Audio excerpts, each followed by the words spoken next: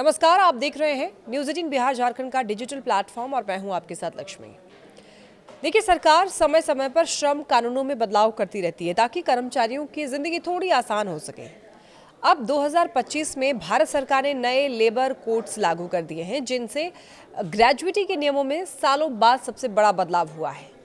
और इससे पहले 2018 में आखिरी बार बड़ा बदलाव हुआ था, जब टैक्स फ्री ग्रेजुएटी की सीमा 10 लाख से बढ़ाकर 20 लाख रुपए की गई थी।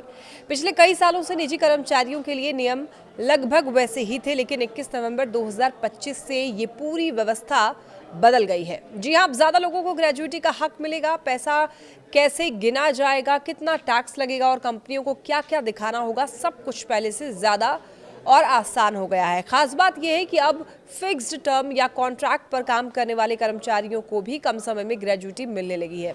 सबसे बड़ा बदलाव यह है कि अब फिक्स्ड टर्म और कॉन्ट्रैक्ट कर्मचारी सिर्फ 1 साल काम करने के बाद ही ग्रेजुएटी के हकदार हो जाएंगे।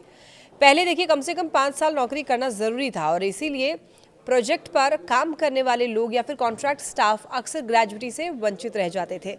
अब आईटी, मीडिया, मैन्युफैक्चरिंग, कंस्ट्रक्शन जैसे सेक्टरों में काम करने वाले लाखों लोगों को इसका सीधा सीधा फायदा मिलने वाला है। देखिए, दूसरा जो अहम बदलाव है वो वेज यानी कि वेतन की परिभाषा को लेकर है। पहले ग्रेजुएटी की गणना सिर्फ बेसिक सैलरी पर होती थी, जिससे रकम कम बनती थी। अब नए नियमों में वेतन का बड़ा हिस्सा वेज में गिना जाएगा और अलाउंस कुल वेतन के 50% से ज्यादा नहीं हो सकता है। इसका सीधा मतलब यह है कि अब ग्रेजुएटी की गणना ज्यादा वेतन पर होगी और कई कर्मचारियों की ग्रेजुएटी 25 से 50% तक बढ़ सकती है। देखिए, तीसरा जो बड़ा बदलाव है वो टैक्स को लेकर के है। निजी क्षेत्र के कर्मचारियों के लिए टैक्स फ्री ग्रेजुएटी की सीमा अभी भी 20 लाख रुपए ही रहेगी, लेकिन केंद्र सरकार के कर्मचारियों के लिए ये सीमा 25 लाख रुपए तक कर दी गई है। यानी कि सरकारी कर्मचारियों को टैक्स के मामले में और राहत मिलेगी। देखिए, चौथा जो अहम बदलाव है वो ये कि अब ग्रेजुएटी सिर्फ स्थायी कर्मचारियों तक सीमित नहीं रही है। Fixed term, contract, seasonal staff और प्रोजेक्ट आधारित कर्मचारियों को भी अब ग्रेजुएटी मिलेगी। कुछ मामलों में देखिए, अनुपात के हिसाब से इससे संगठित क्षेत्र में लगभग जो है वो हर तरह के कर्मचारी इसके दायरे में आ गए हैं। जहां एट्रिशन ज्यादा होता है वहां ये नियम कर्मचारियों को जोड़े रखने में मदद करेंगे। पांचवा बदलाव कंपनियों से जुड़ा हुआ है। अब कंपनियों को अपनी ग्रेजुएटी देनदारी को बैलेंस शीट में साफ साफ दिखाना होगा। इसका मतलब ये कि अब कंपनियां ये नहीं छुपा पाएंगी कि उन्हें भविष्य में कर्मचारियों को कितनी ग्रेजुएटी देनी है। इससे कर्मचारियों के लिए फायदा ये होगा कि समय पर पेमेंट को लेकर कंपनियों की जवाबदेही बढ़ेगी।